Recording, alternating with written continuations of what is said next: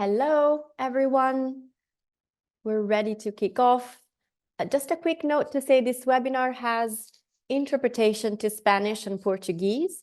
If you wish to listen in those languages, please click on the interpretation icon and select Spanish or Portuguese. Please also select English if you wish to listen in English.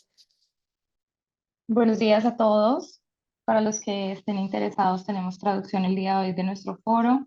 Para acceder a la interpretación, pueden ir al icono de interpretación abajo, escoger el idioma español o portugués. Muchas gracias.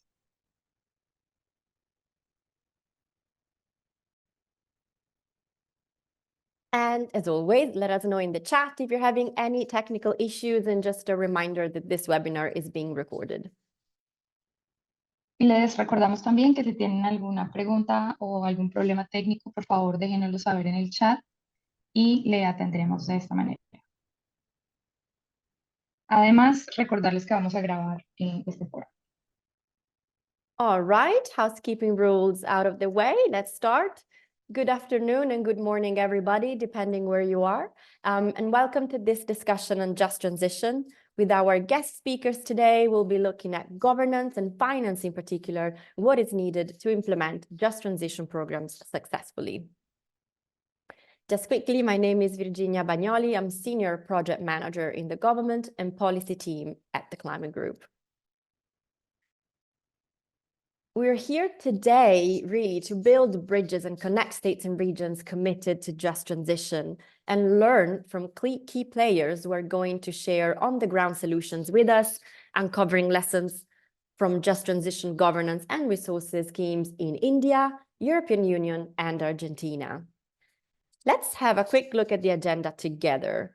So we're going to have the next 90 minutes together. I'll soon give the floor to my colleague Faryal Gohar, Project Manager for the Just Transition Task Force project, who will tell you more about the initiative, which we're running in partnership with the Scottish Government.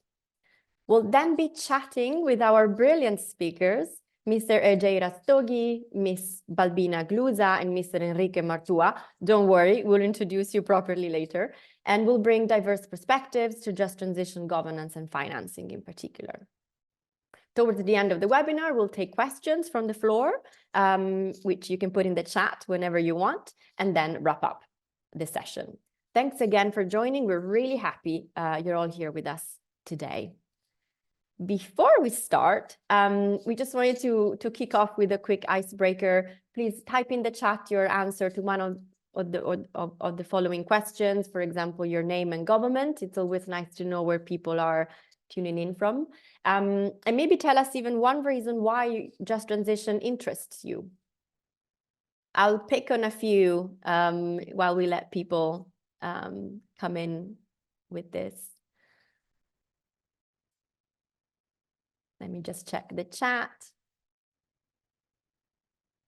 People are being a little bit shy. Well, maybe I'll just start with me. I think I find just transition concept really interesting because to me, it's really about trying not to make the same mistakes again with this incredible transition and transformation we'll have to go through to become zero emissions. Let me just move on. And I'll invite my colleague Faryal to introduce the Just Transition Task Force, which is hosting this session really, and will provide background information on why we're all here today. Faryal, the floor is yours. Thank you so much, Virginia. I hope you can hear me nice and well. Yes. Okay, that's wonderful. Good morning or good afternoon, dear colleagues and honorable guest speakers. My name is Faryal Gohar, and I'm a project manager for the Under 2 Coalition at Climate Group. And on behalf of the entire Under 2 Coalition, I welcome you all to our today's peer forum. To begin with, I would like to give you a quick overview of the project and the progress that we have made to the Just Transition Task Force so far. As Virginia mentioned earlier, that the Just Transition Task Force is a partnership between the Scottish Government and Climate Group as a secretariat of the Under 2 Coalition.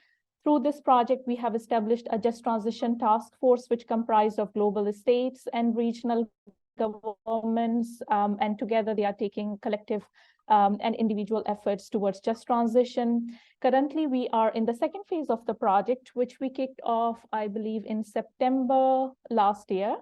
And here, I would really like to thank all the governments who kindly took out time and contributed significantly to the survey that we shared with you all. And based on your responses, we have designed multiple activities for the current phase of the project. So thank you all for taking part in that. In terms of the geographical footprint of the task force, I'm really pleased to say that currently the task force is comprised of 19 active governments.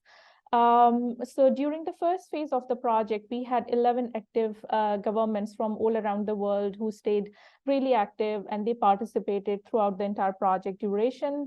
Then just recently, as a response to the survey, we have been joined by 8 more governments.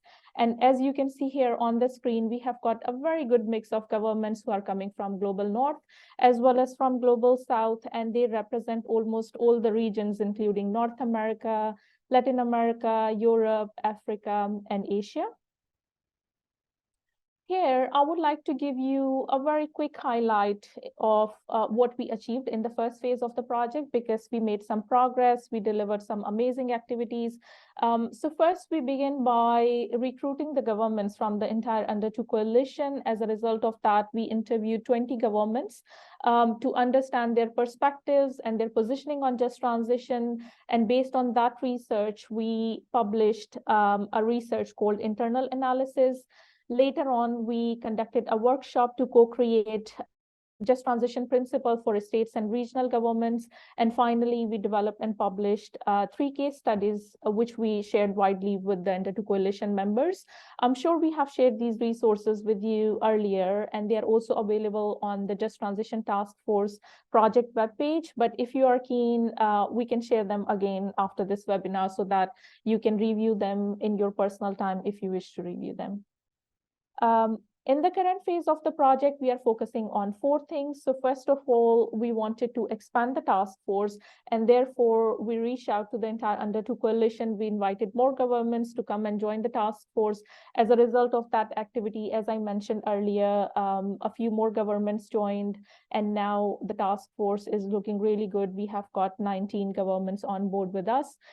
Secondly, we are focusing to understand the current positioning of states and regions on just transition.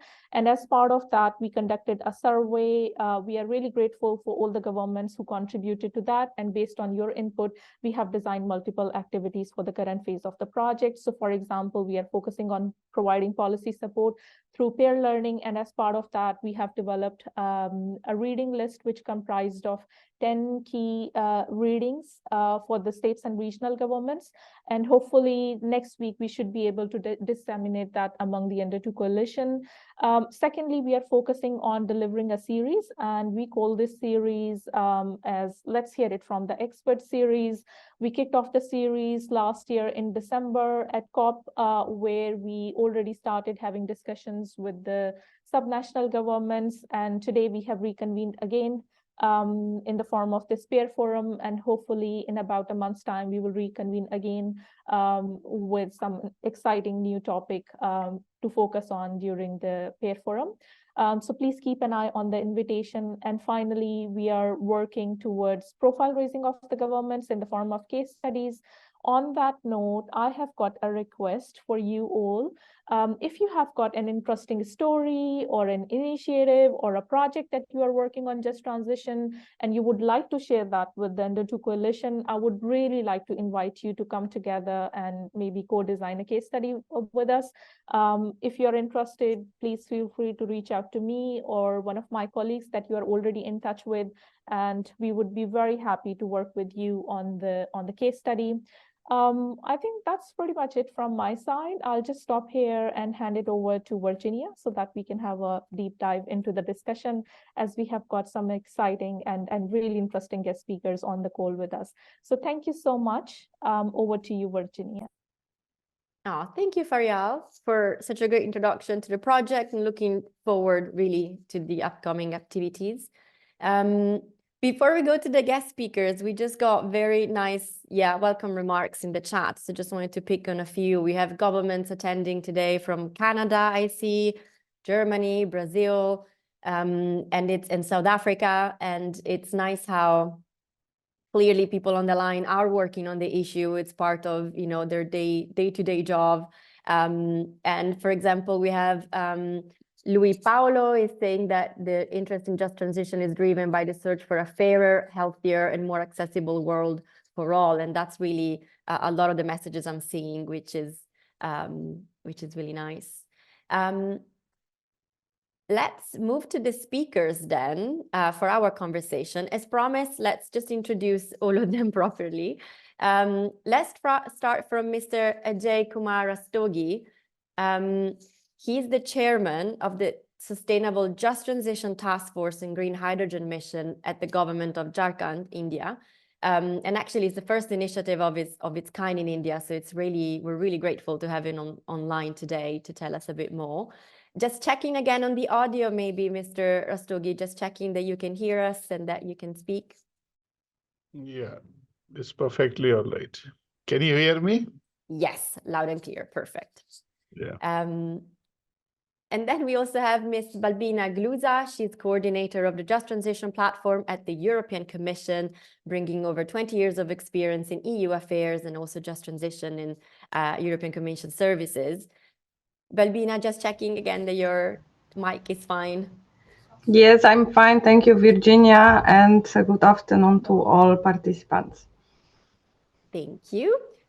We also can hear you really well. And then at last, Enrique Mortua, current senior advisor at the Independent Global Stocktake Diplomacy for Latin America and the Caribbean. He's an expert in climate negotiations and led an Argentinian NGO, FARN, for many years on climate and energy policy, also at the national level. Hi, Enrique. Thanks for being here. Hello, Virginia. I'm very pleased to meet you and to have you and to be here with you all. Awesome. Let's get started. Just a heads up, we don't have slides or presentations today, so let's really just focus on our speakers and take the slides off. That's perfect. I wanted to start with a couple of scene-setting questions to you all. And just to recap on governance, really, we'd like to explore together what kind of governance systems promote fair and green transitions in terms of institutional arrangements, for example, openness of decision and policy-making processes, and so on. And when it comes to resources mobilization, which of course we know they're essential to make this really happen on the ground, we are interested in learning more about what works best for investment plans, funding opportunities, but also public budget decisions and sustainable fiscal policies. So let's get started. I'll ask the same questions to you all. Let's start from Ajay, if that's fine. Could you please briefly introduce your government's approach to just transition governance? Okay. So, good evening from India. And Good evening. see, first of all, why government has taken a call to form a task force, that is very important. From a Jharkhand perspective, from India's perspective, if you look at it, coal and fossil fuel is a major source of energy for India. Our dependence on fossil fuel is much larger than any other part. Especially in Jharkhand, when we look at, it's about 96% our energy mix coming from fossil fuel. And renewables are not. Just a minute. No worries. Yeah, we are asking for the language. Yeah, this English only. Yes. Okay. So when we started working towards net zero, then we realized that we need to develop a strategy for moving away from fossil fuel-based economy. And the dependence in our state is much larger as compared to even India. Our 96% energy mix is coming from coal. So even the extent of dependence is much larger. About 3/4 of my state is producing coal. We produce 30% coal of the country. We supply 30% coal of the country, and we do have 40% mineral reserve in the state. So when we migrate from fossil fuel to non-fossil fuel economy, that interdependence on that entire ecosystem, coal-based ecosystem, is going to be, we need to tackle that interdependence on the coal, because the kind of a development in my state which has taken place, we have iron ores, a lot of industry which is consuming coal that has come up.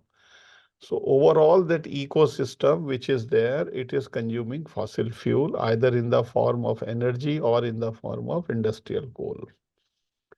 So when we do away from fossil fuel, then the livelihood, how we are going to take care of the livelihood, what kind of economic development state is looking for, because extent of dependence is very, very large.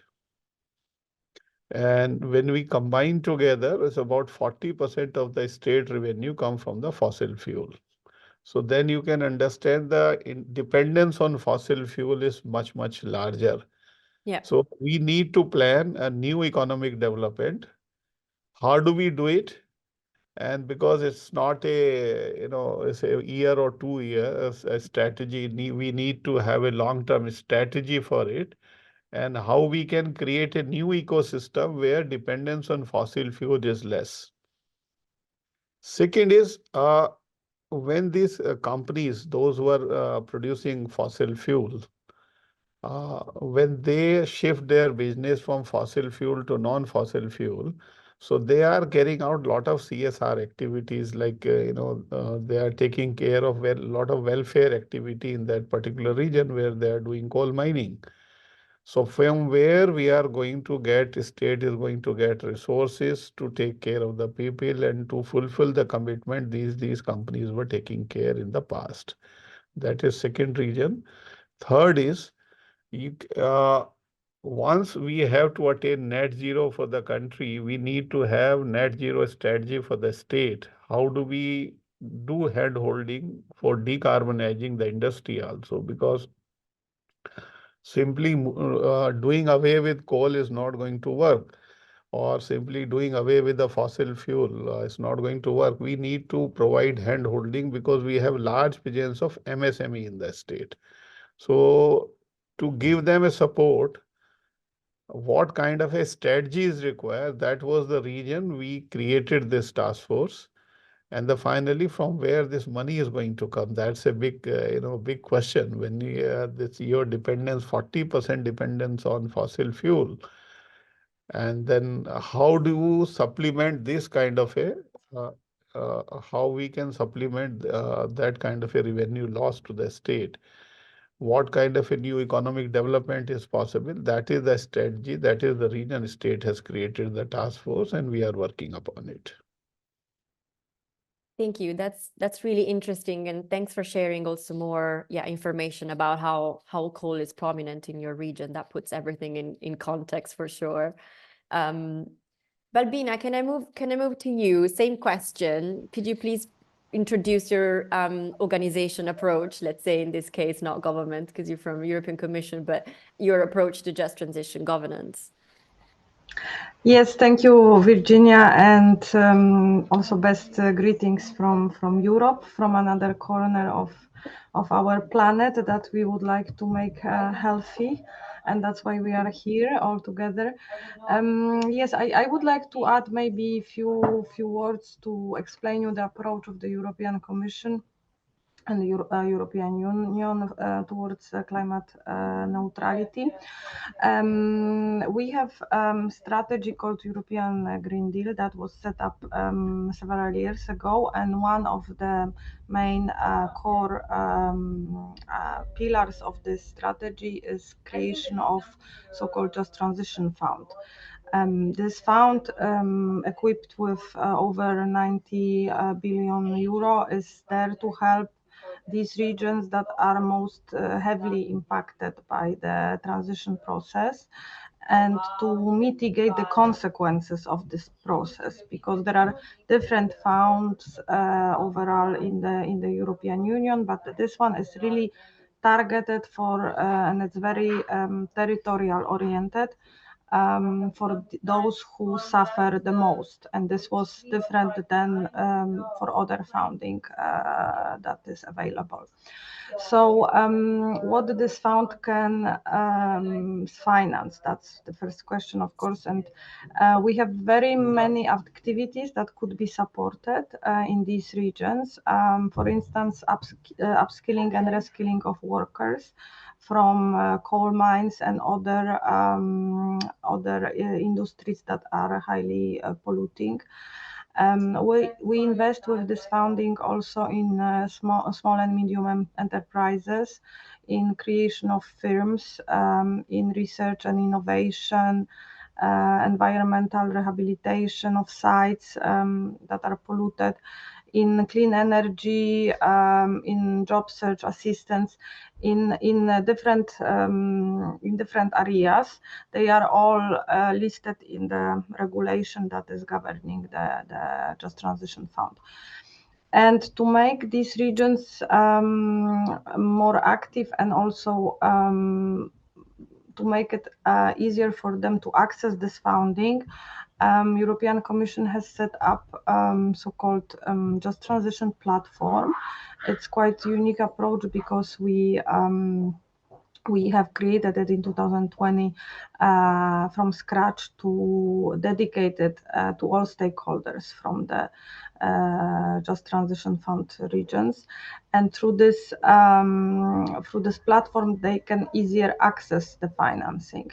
For instance, we organize technical assistance on the ground called JTP Grant Work, where we send our experts to the regions who help in the Just Transition Fund territories to the people. They help people in authorities, regional authorities in capacity building, for instance, or in some communication campaigns, in mobilization of stakeholders, in project development, in very different types of support that is requested by the people on the ground.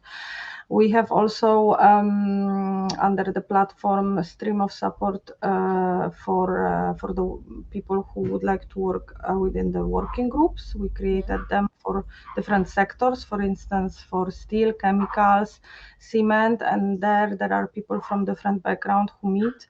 Like for instance, from trade unions, from academia world, from companies or businesses, NGOs, and they gather together and then they discuss what are the bottlenecks of the implementation of the funding, how to do it properly, what are their concerns, and what are the recommendations and solutions for regional authorities. We organize also twice a year Just Transition platform conferences, where anybody who is interested in Just Transition can take part. They are web streamed.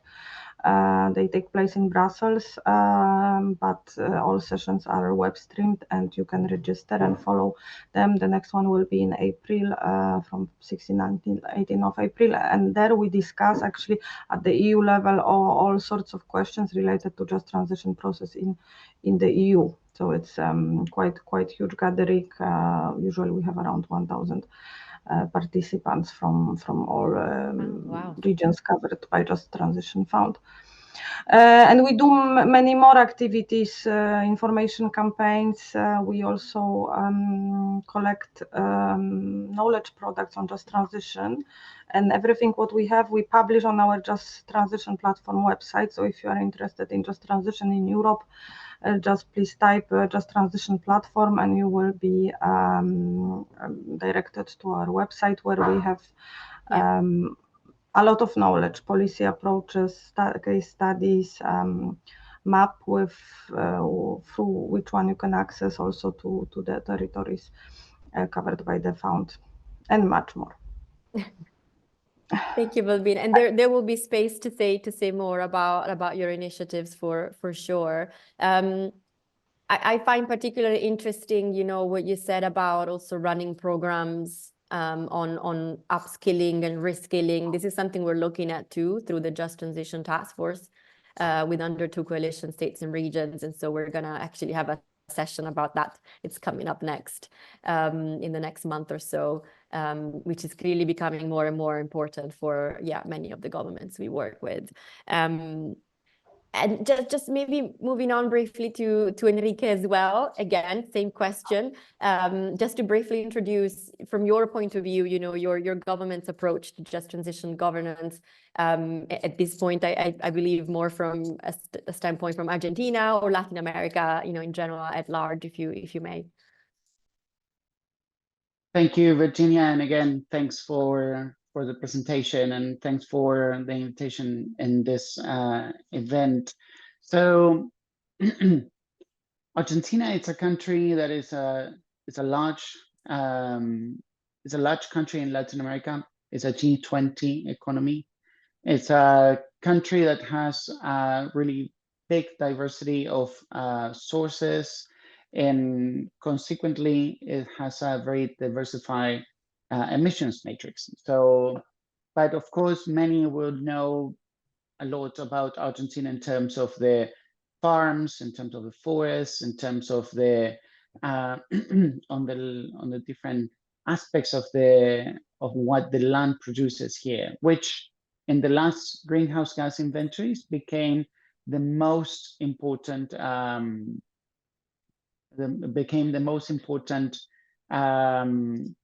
let me see, it's asked me to confirm the language, but yeah, No worries. sorry. So Argentina produces a lot of food and a lot of natural resources, and that has to do a lot with the main economic income for the country. And that, of course, translates in what the situation is in the country in terms of the sectors, which sectors are more vulnerable, which sectors are more powerful in terms of the economic decisions. And right now we can't avoid the fact that the government just changed a month ago, and 2 months ago almost now. And this is something that obviously would change a lot and have different perspectives in everything that I would say now, because most of the things that were built and that were actually in conversations were up to December last year. The new government is completely different in their approaches to the previous government. That is something we have to acknowledge and have to wait and see how that is going, what the approach of the current administration will be around this. Yeah. Being that said, it is important to say that just transition is something that was always present in the unions when talking about climate and when talking about environment.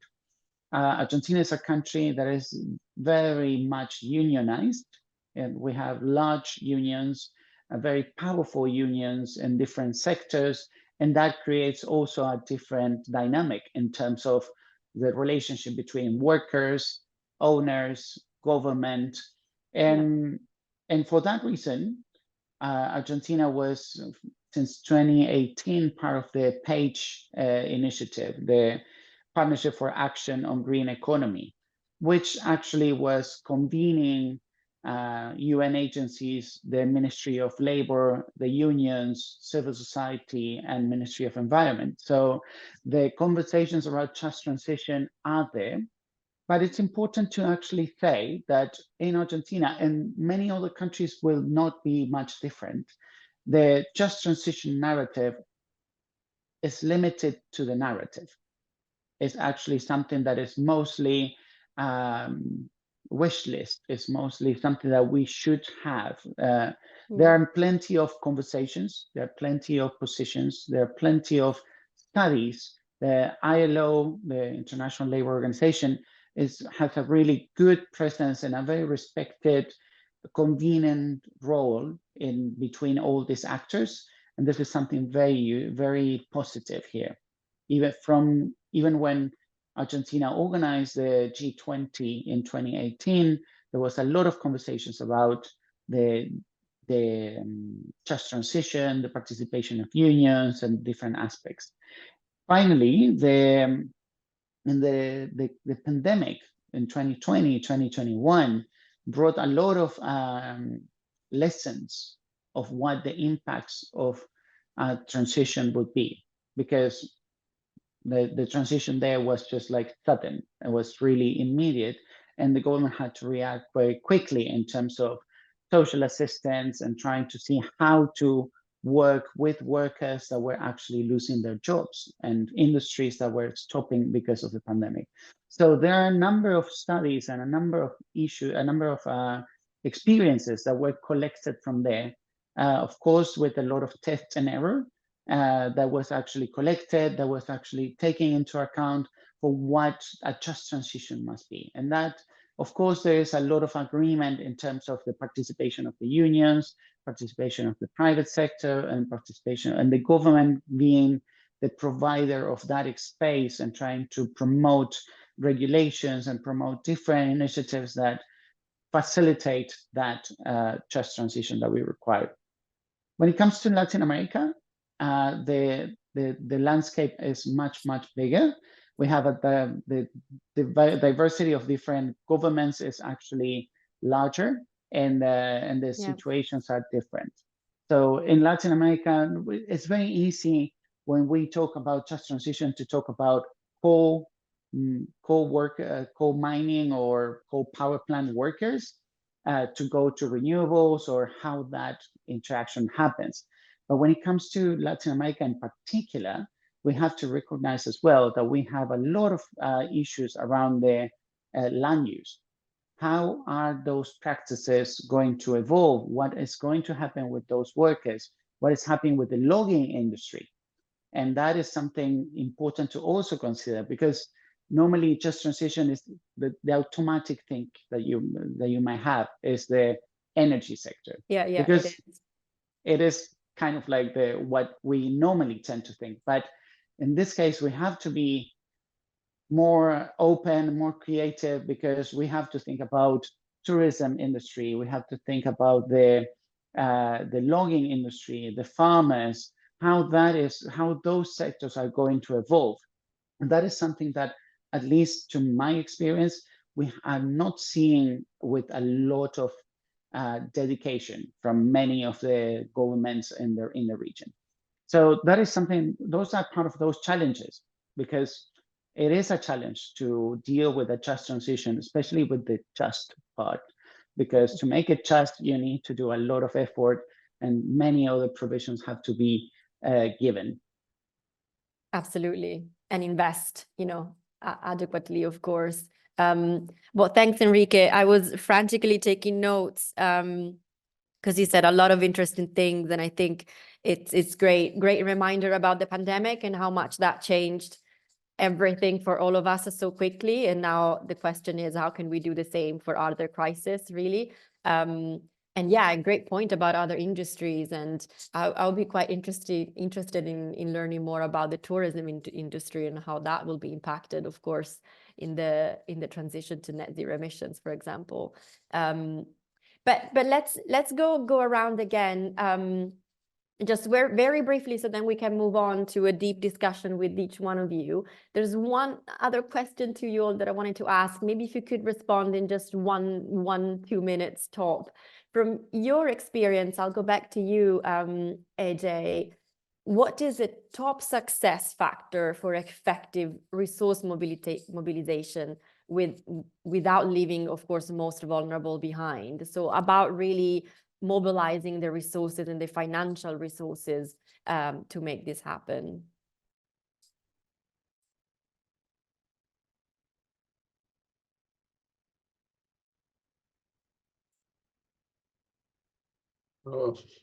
Ajay said, my state. I am audible? Yes, you are. Yeah, I can hear you. Yeah. Thank you. 3 subsidiaries of Coal India, they are producing coal in my state, and to the extent of, approximately 78,000 acres of land is under possession for Coal India. And there are about more than 100 mines which are working right now, but sooner or later, once their reserves are exhausted or they become economically unviable, this piece of land will be available with the state government and the central government. And these areas are having a lot of infrastructure. They have very good rail network for evacuation. They have very good network for evacuation of power. And they are available in chunk and they are free from any encumbrance. So a huge chunk of land is available if it is reclaimed and rehabilitated properly. That piece of chunk can be converted into new economic zone because they have all infrastructure facility to become new development center or economic center in the state. Because we need to have, as the other speaker was saying, that how it has to be just. We need to create a lot of greener job in the state. So to create that kind of environment, new economic development will be required, and this piece of land is going to work very handy for the state government and for the central government because that is available in chunk. So what we are trying to do, every state, every district, every subunit in the state has got a peculiar development. Like when we talk about district in Jharkhand, like Dhanbad, so majority of industry which is there, it is now coal based. So what kind of a alternative industry who doesn't use coal or any other fossil fuel can be developed? It is very well linked. So we have identified few areas which can be very potential, like a lot of water is available in the mining areas. How we can create mining tourism like Poland and various other EU countries, how it is possible. Second is how these areas, because it is undulating terrain, we have contours, a lot of contour. How Jharkhand can work as a pump storage facility for pump storage? How is that possible? Because for RE development, you require 24/7 electricity. These areas, we are trying to convert them with a photovoltaic cell, we are trying to convert them into generation of power. Then how these areas can be utilized for what you call pump storage? How is that possible? Second, lot of rare earth minerals are also available in those areas. How we can develop that kind of a ecosystem in that area where, because for energy you require rare earth metals also, and we have 16% India's rare mineral reserves in that particular region. So what kind of a new economic development is possible? We are trying to explore and trying to build up a new, for every district, what we are planning, new economic development regime we are trying to portray, moving away from traditional steel, alumina industry, cement industry. We are trying to bring in a lot of value addition into that. So I think we will be, as estimated, is about dependence of formal induced worker is much higher in our state. Dependence of induced worker on coal-based ecosystem or fossil fuel-based ecosystem is much higher in my state. How we can shift by skilling or reskilling or upskilling, that's what we are trying to do, so that and it's not only the question of skilling or upskilling, it's question about how we can provide jobs there, how we can create jobs there within the state, within that particular region, so that transition becomes smooth and just for them. Thank you. I think the point around, again, job and upskilling and reskilling and employment in general, I think, of course, is strongly connected to what we're talking about. Balbina, just over to you with very just quickly, top of your mind, what are the top success factor to mobilize resources for just transition, given that the Commission has this fund and it's been working for a few years now? Thank you, Virginia, and I listened carefully to to other speakers, to my colleagues in the panel, and I must say that I completely agree with you, and I think this was the starting point also for the European Union, that the transition process is not only about coal, not only about energy, not only about coal workers. It's so much more, and it's very complex. It's about youth, about skills, about women, about elderly people, about other sectors, carbon-intensive sectors, steel, chemicals, cement, paper.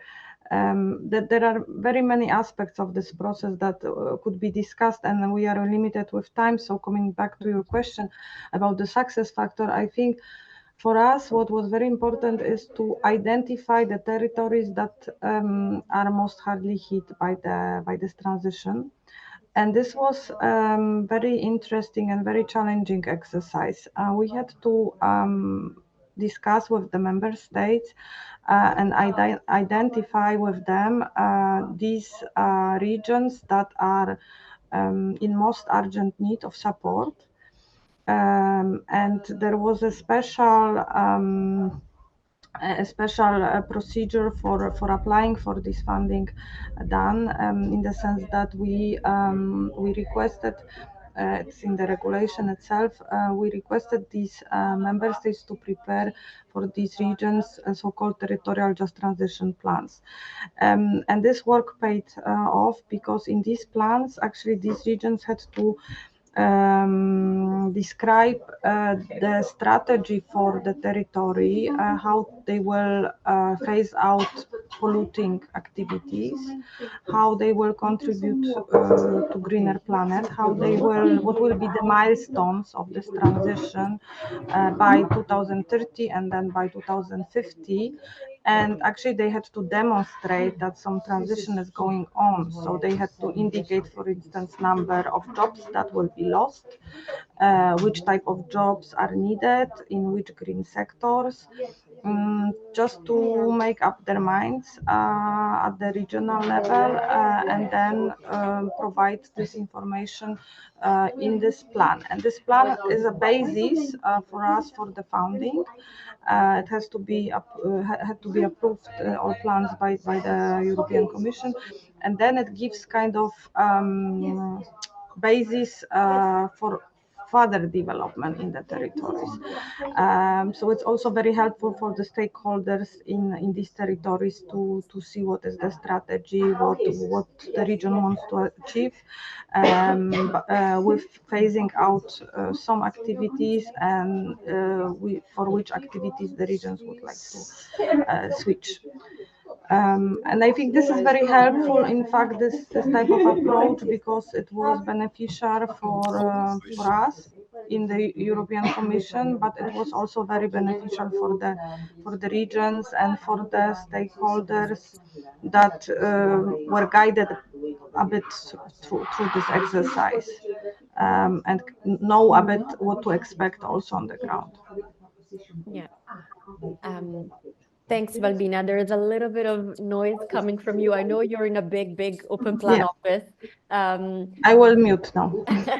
No, thank you. But that's absolutely really interesting. And I think we want to learn more about, we want to get a bit more granular on how the fund works and what are the examples of how this in practice have been implemented. So we'll get to that in a second. But I wanted to give Enrique as well a chance to respond on this. And again, top of your mind, the major success factor that you think could support in mobilize more resources to really have the resources really to do this transition properly. What could I think, thanks. I think that one of the key factors is that the promise of the just transition is credible, and actually that it delivers or is able to deliver results. And I think that, especially like in Argentina, for instance, there's one company that actually shifted almost the entire portfolio of their energy portfolio to renewables. And that even included shutting down oil power plants. And basically they actually did a whole process to reallocate the workers and trying to retrain them for working in the renewable energy industry, or reallocating them in other parts of the country for giving them those options. But what was the driver that actually the business was actually improving? And what the factor that actually mobilized that and gave them the success story is that they actually proved that the salaries would actually be better, the conditions would be better, and that actually made everyone on board, having good conversations with the unions and trying to see and to have everyone on board. I think that is one of the key things to make sure that that works. Now, the driver for that was that there was a shift in the investments, as there was a shift in the interest of the company due to the profit that they were actually, the business that they were seeing as more profitable for the future. So that kind of thing is the one that gives you more reassurance, and those kind of factors are the ones that could actually promote and trigger to get more support. On the other hand, when we talk about more in the governmental part, is to allow and to make give clear signals. I think that our economy works a lot with signals, and you need to give those signals. If you are actually giving signals that you are shifting from one side to another, it will be something that will promote and will get you the funding, will get you the support, will get you the connections. And that relates maybe at some point with the JETPs, maybe that could relate to how the market is shifting and globally. And that is also something that is to be seen, like is to take into account, because that is something that will actually get you the support that you might need for those processes. But if you don't have the people engaged, the unions, the workers, the communities, it's going to be super challenging. And then because the market works a lot with signals, you will actually have people going away from that.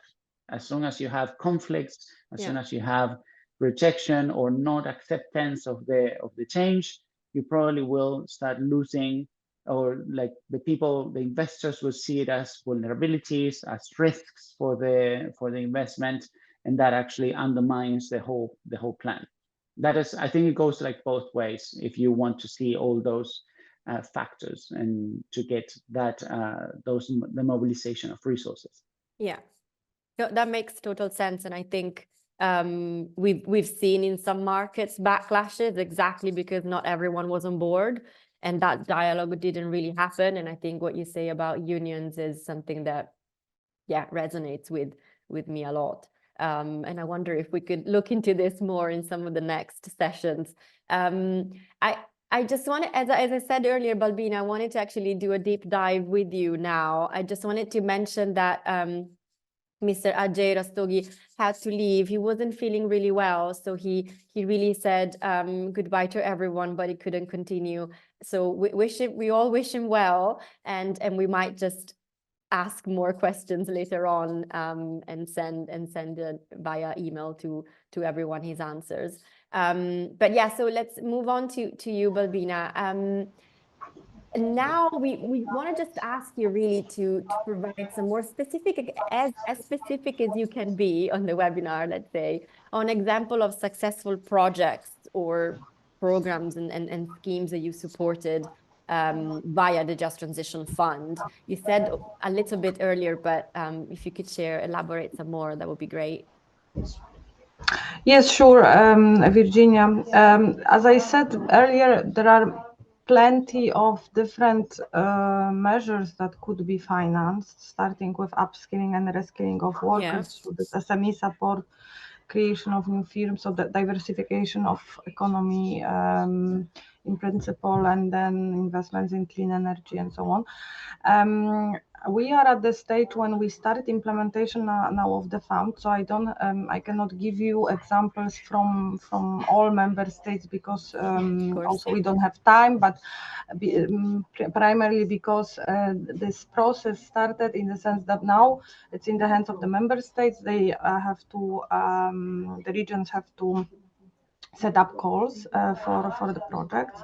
So the people now apply with their ideas, with their projects, and they will be granted funding in the coming months, hopefully, and through that the money will be spent. But in some countries this process is already a bit more advanced than in others. So I searched for some projects to give you maybe some bit of taste which type of investments are done now in different corners of Europe.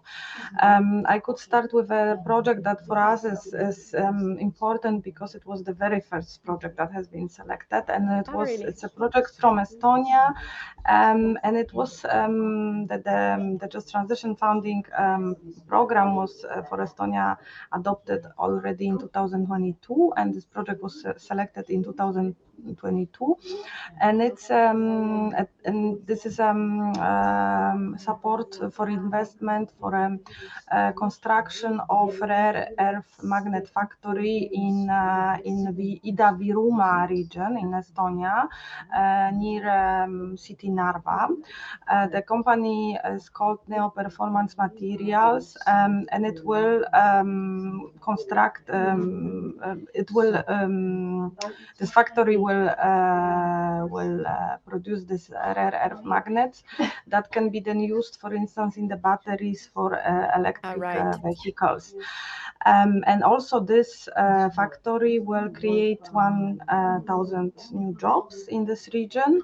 And the contribution from the fund JTF, it's over 18.75 million euro for this. Of course, the total investment is higher, but because it's a private company, but we contribute.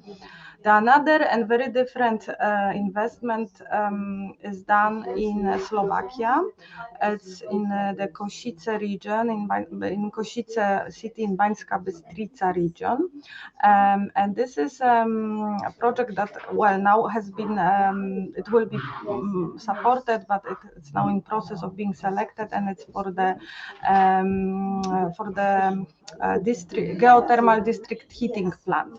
So it is, we will finance with 56 million euro heating 36, plant. you said?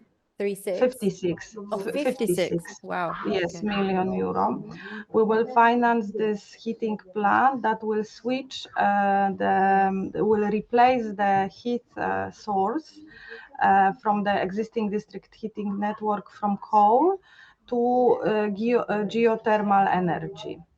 And 78,000 households will benefit from this, and the savings in the pollution in greenhouse gas emissions is more or less 54,000 tons per year that will be saved through this investment. So we are very, very also excited about that. And then I will give you example of a small project, but also worth mentioning, and I think very, very innovative. We grant in the Netherlands in a city, Grot Rijnmond. We will grant sources around 750,000 euro to a startup.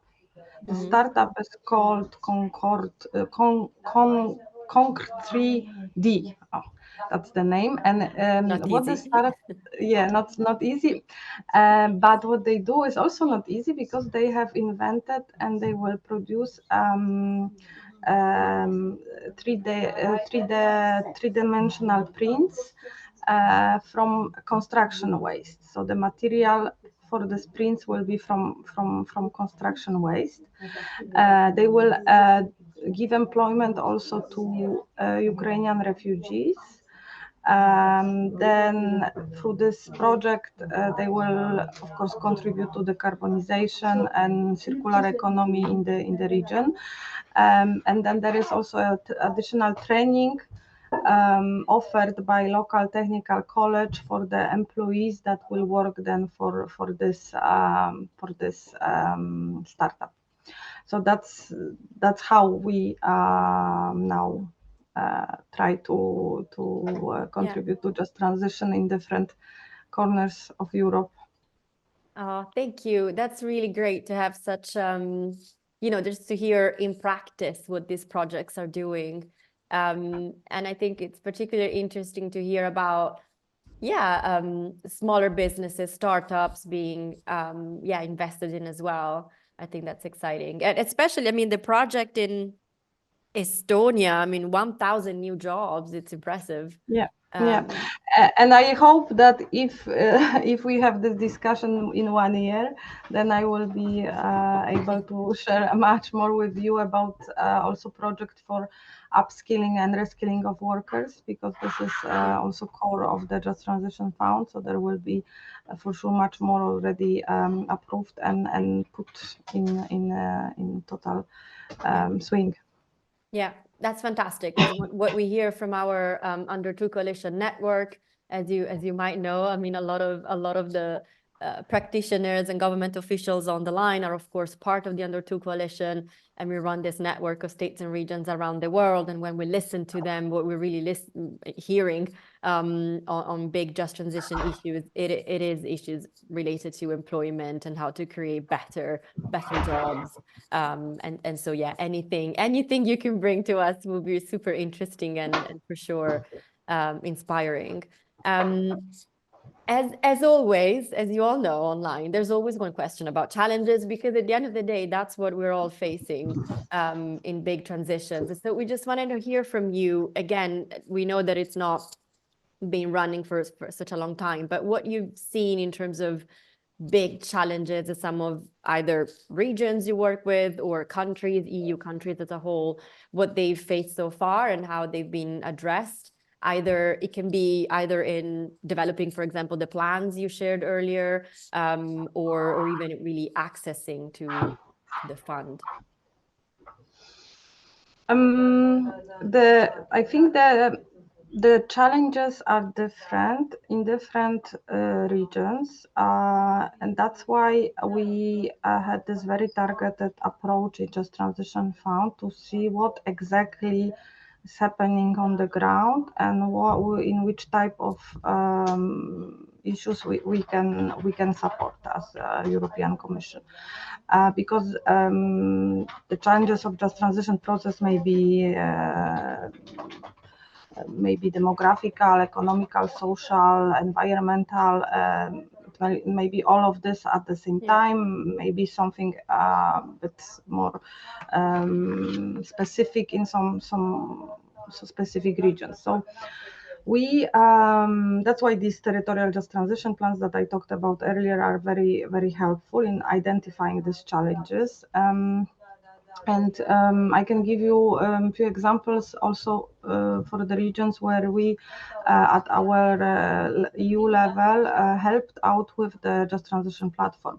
For instance, there is a region, Västerbotten, in north of Sweden, that is now suffering because of brain drain issues. The people are leaving from there and are searching jobs elsewhere. And they would like to attract workers for the green economy that they are developing on the ground. And they are now struggling also with the fact that it's quite in the north. So of course, for some people, the climate may be not most attractive, and they don't know how to tackle all these challenges at the same time. So what we help them out through through Just Transition platform to address was, for instance, to address this brain drain issues. And we have first contacted with the regional authorities and with the municipality in Skellefteå city.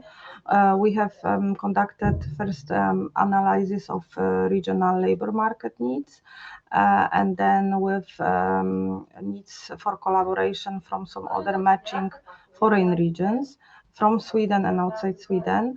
We have produced with the authorities on the ground a report presenting the methodology for selection of some collaboration regions, and then some kind of case study examples how the peer-to-peer learning could look like. And then we implemented a workshop first with 25 regional policymakers and stakeholders to discuss these approaches, and then prepared a playbook material for bigger conference where we presented outcomes and made initial contacts with these collaborating regions. Then we left this in the hands of the authorities to follow up, but through that they have established the very first contacts, and because there are of course regions that are in which there is high unemployment rate and people would like to move somewhere else where there are green jobs, but not enough people to cover them. We had another territory, for instance, in Czechia, city Sokolov, that was challenged by also lack of the vision of the future, because the mining are closed there, and they need now to do some rebranding campaigns for the region to find their own identity again and attract workers. So we have there helped out them with project development and also stakeholder engagement. We created portfolio of good practices and also just transition solutions for the city Sokolov, and some rebranding campaign, and have identified with our experts from the transition platform key strengths of this region. We have organized some larger event with presentations when we brought these local stakeholders all together and discussed, and also there was national level represented and representatives from the European Commission, and through that they have developed own local stakeholder engagement strategy for the region, and they continue now. So that they will rebrand the territory. That's really fascinating to hear about the rebranding and working together on a new and all this identity. What I explained to you now and to the participants, this is also available, the key lessons, the strategy itself, everything is available on our website. I will maybe paste in the chat please later on. Please do, so people can just the click links now. that if you have if you are interested in more details, then we basically publish everything what we do, and we try to spread knowledge. Right. That's great. I'd like to move on just because we got a few questions actually for you in the chat, Balbina. Just have a look now. We'll cover them later.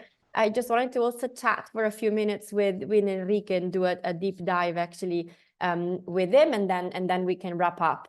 But Enrique, we wanted to discuss with you a bit the concept, this initiative called Just Energy Transition Partnerships. It's actually something we wanted, to explore with you better, maybe in case you want to give also some more background for everybody online. The question was, what can Latin American countries learn from Just Energy Transition Partnerships to effectively mobilize resources for their own transition based on experiences, for example, of other countries that have participated or launched Just Energy Transition Partnerships, And we talked about South Africa, for example, and Indonesia, and when we were preparing this session. Can you tell us a bit about that? Yes, sure. Thank you, Virginia, for that.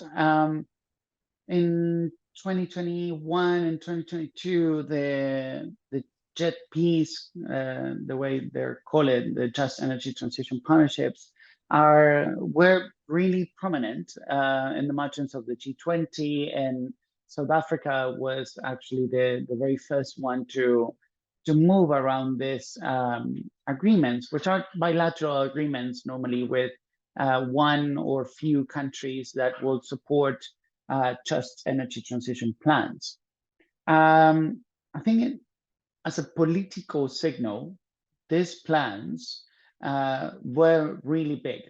I think that at least in the climate community, it was very well received with a lot of expectations and what that could mean. I know there's people from South Africa in the calls. I'm afraid that they might know a lot more of what I'm going to say. So, but basically, in terms of South Africa, what I know is that it depends from the presidency, and it's something that has a really high level, and that is something very good, because whenever we talk about just transition, we normally talk about like small projects, something on the side, something that goes under the radar. And these JETPs are actually something that raise the level of attention and brought to a very high political level.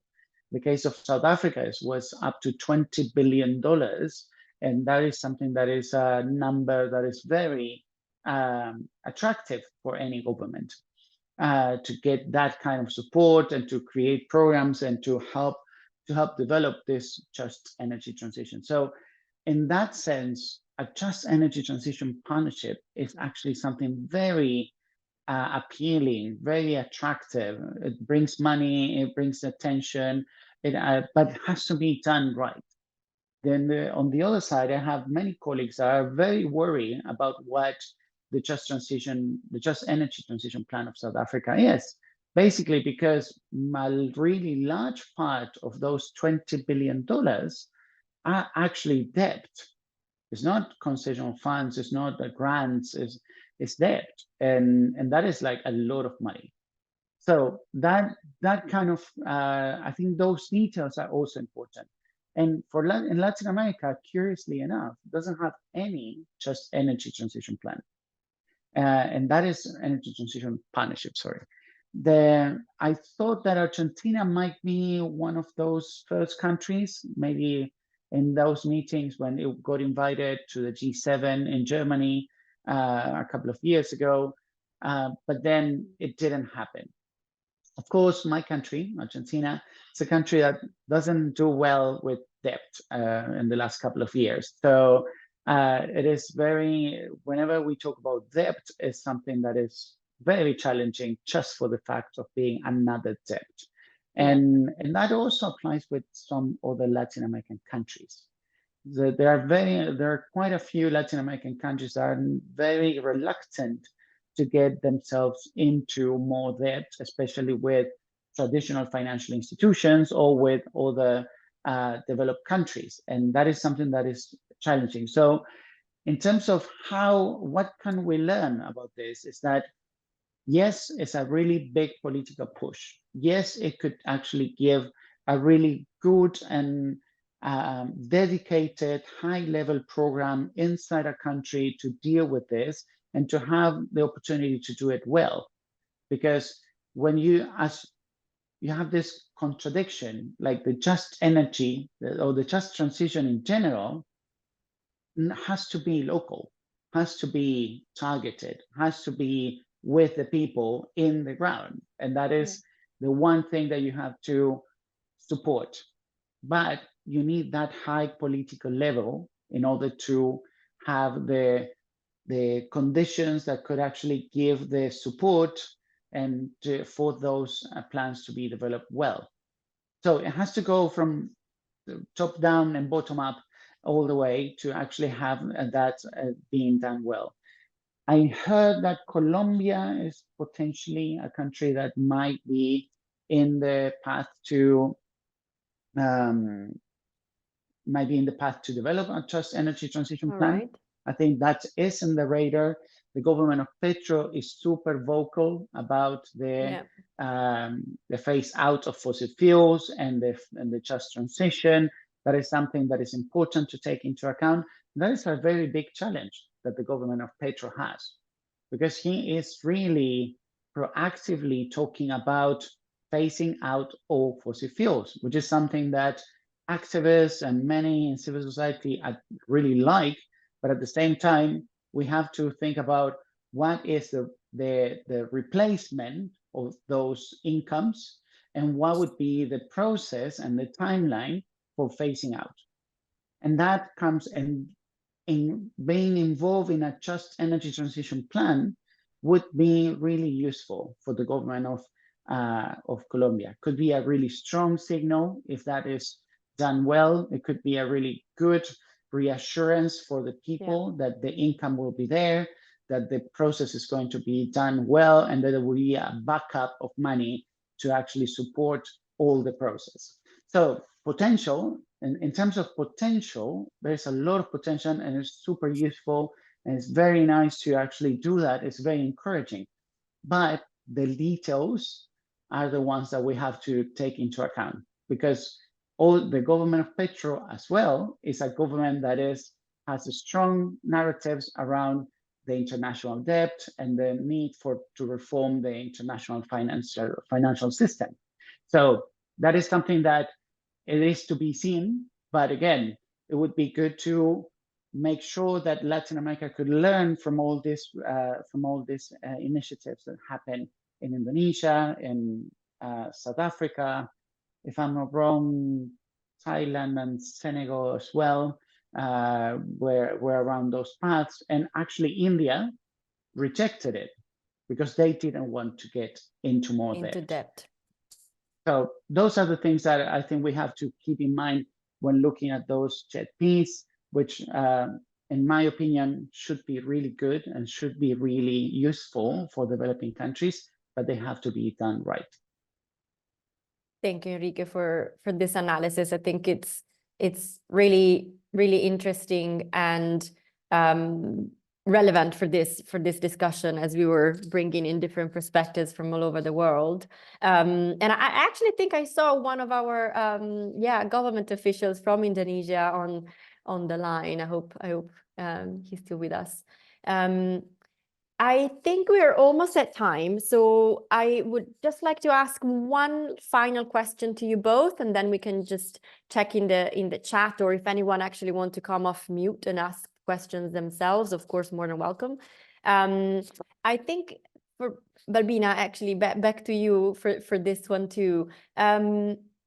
Looking ahead for this year, for 2024, what can we expect for just transition actions, especially following the new agreement to move away from oil, gas, and coal made at COP28 in Dubai? Any trends we should be looking for, in your opinion? As for the European Commission, our efforts, of course, continue to deliver just transition on the ground in the European Union. We will continue to support all these regions with different streams from Just Transition Fund, but also, of course, other funding, cohesion policy funding, because there are different streams of support, also for energy transition and for resilience and recovery fund that will help these member states that are now in difficult situation after COVID pandemic and energy crisis related to the war in Ukraine caused by Russia. So all these, of course, all these trends are now in place, and we accelerate, in fact, just transition through this all technical support that is available. We focus on implementation of the fund. We push the regional authorities to select good projects in different parts of Europe. So we hope that by the end of this year, a lot of money will be well spent on just transition. There is a bit of spending pressure, let's put it like this, because part of this money from just transition fund has to be spent by 2026. And it's not a lot of time. It's because it's a tranche from a Next Generation EU budget, so it's maybe internal cuisine, but we just need to hurry, and at the same time have a meaningful project on the ground. So that's now our focus. Great. And we continue in the commission. There are also, just for information for the participants, that the Director General, the Directorate General from which I come, it's responsible for regional and urban policy, and there are specific dedicated units, teams of people that work on a specific member state. So they work day and night for helping the authorities on the ground to implement the fund in a proper way. And these geographical units are also key players in this whole process. Thank you, Balbina. Just moving to Enrique as well. Reflections on what should we expect this year, given also what was achieved at COP28 for just transition? So I guess we have to think about this in different levels. We cannot ignore that we are in a very challenging and conflicting year with many conflicts around the world that normally have an impact on what the energy situation is. We have seen how the different conflicts have changed or have pushed the different prices in oil and gas, and how countries were trying to readapt to that. The good news in the middle of this unfortunate situations is that many countries that were not relying on oil and gas were more resilient to the situation, and that is something that we have to take into account. Like, if we take that global level of context, we can actually think about how that could be a push for the renewables and for the transitions to happen. And the other hand, we have elections in many countries, many important countries. Yeah, it's true. It's a super year for elections in the world. So the political scenario might change a lot in the upcoming months, and that is something that we have to keep in mind. We have to think about how and if the just transition gets into the political campaigns, if it's part of the platforms, if the candidates actually take that into account or not. Of course, after 2024, the political landscape of the world is it could be very much different. And that also will shape the way we approach to the just transition. And then in terms of the COP, we have to acknowledge and celebrate that for the first time we have a very clear message that the fossil fuel era is coming to an end. Now, of course, we are going to see as well that more and more companies and even governments will try to take as much as possible while they can, right? Yeah. So it's kind of like a situation where everyone acknowledges that this is going to end at some point. So let's try to do as much as possible now, which is unfortunate. It's not what I would like to see, but at the same time is something is something we need to keep in mind, because this is the moment when we have to think more and more about just transition, because the just part starts getting smaller and smaller as you rush into the urgency. We are always talking about the critical decade, and as soon as you get closer to 2030, the just part is getting smaller and smaller, because to make it just, you also need time. And that is Right. something that most of all of us who are engaging and who are involved in many of this work, we have to keep pushing around this, because it's important to have the just part develop. Try to give opportunities and try to show where the trends are going and how that brings the benefits for all. So 2024 is going to be challenging, but it will have different opportunities to highlight the importance of the just energy transition. Thanks, Enrique. And I know you're also a climate negotiations expert, so I can imagine you could talk about this for hours, and I would listen. I think we can move to some. Oh, actually, Balbina responded to the question to her in the chat. So I'll just give people just a few seconds to think if you want to ask more questions to our speakers today. And if not, I'll ask colleagues to put slides back on so that we can wrap up the session, give you some just interesting updates on what's coming up next.